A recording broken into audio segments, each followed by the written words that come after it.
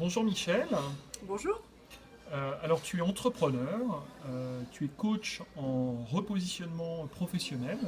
Et moi j'aimerais te demander pour toi qu'est-ce que c'est que apprendre ensemble? Alors, apprendre ensemble, c'est le fait de faire partie d'un groupe, un groupe d'individus qui sont d'accord sur un objectif opérationnel, objectif de réflexion, hein, de solutionner telle ou telle problématique. Et deuxième chose, de se faire confiance les uns les autres.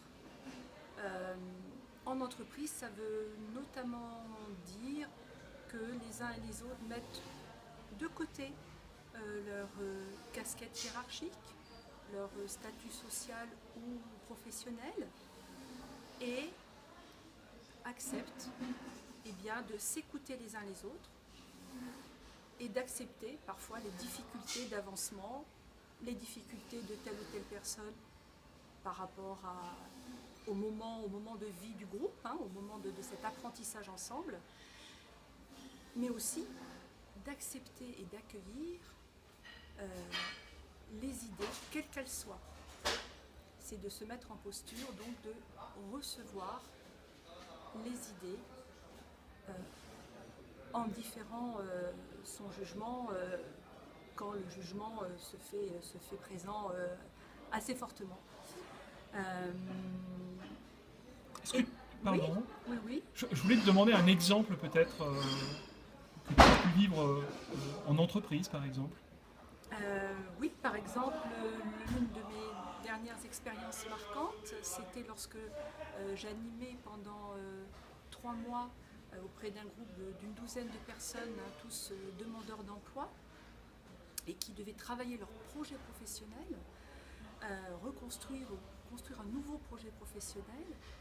Eh bien, il s'agissait pendant ces séances, qui alternaient le groupe et l'individuel, de véritablement se mettre tous et toutes en position de construire ensemble le projet, c'est-à-dire de réunir tous et toutes les conditions pour que une telle et un tel, à tour de rôle, se sentent écoutés, expliquent où elle en est professionnellement, ses questions, et que la dynamique de groupe se mette en marche pour l'aider à avancer. Donc cette expérience que j'ai vécue à plusieurs reprises pendant ce type de travail en groupe euh, est très intéressant. Très vite, j'explique que je suis à leur côté, partie prenante, et que je ne vais pas leur expliquer comment construire leur nouveau projet, ni même leur dire quel sera leur nouveau projet, mais c'est que tous ensemble, nous allons cheminer et travailler sur la construction de ce nouveau projet. Comment tu t'y prends alors? Euh, j'alterne des, des moments de grands groupes avec des moments de sous-groupes sur des thématiques où ils peuvent partager donc leurs expériences, leurs moments clés où ils se sont sentis très contents dans leur activité professionnelle, où il y a eu des moments de plaisir, des moments de réussite à leurs yeux. Ça peut être un moment professionnel qui a duré 2 heures, un mois, 6 mois, peu importe. Donc c'est de les ancrer sur des moments très positifs qu'ils ont vécus et d'alterner le travail en mini-groupe, en grand groupe. Euh,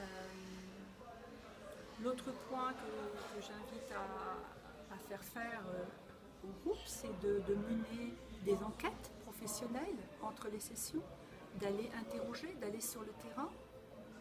Et, euh, et là, bien sûr, il y a un petit peu tous les cas de figure. Ils se sont plus ou moins prêts ou pas. Et du coup, j'intercale quelques séances de préparation, de mise en jambe pour qu'ils se sentent en confiance et le fassent.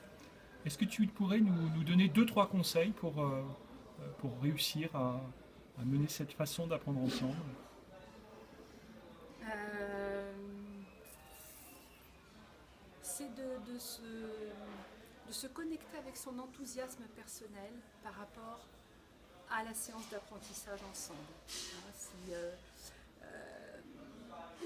voilà, au moment où le groupe se met en action, je pense surtout à des moments donc, en présentiel ou aussi à des moments où il y a des échanges nombreux par mail. En tout cas, qu'il y ait, selon moi, cette envie de dire ok, j'écoute ce qui se passe et je vais donner le meilleur de moi-même et transmettre un certain enthousiasme. Écoute, je te remercie beaucoup, Michel, pour ce temps que tu m'as consacré. Eh bien, merci beaucoup, Denis. Au revoir. Avec plaisir. Au revoir.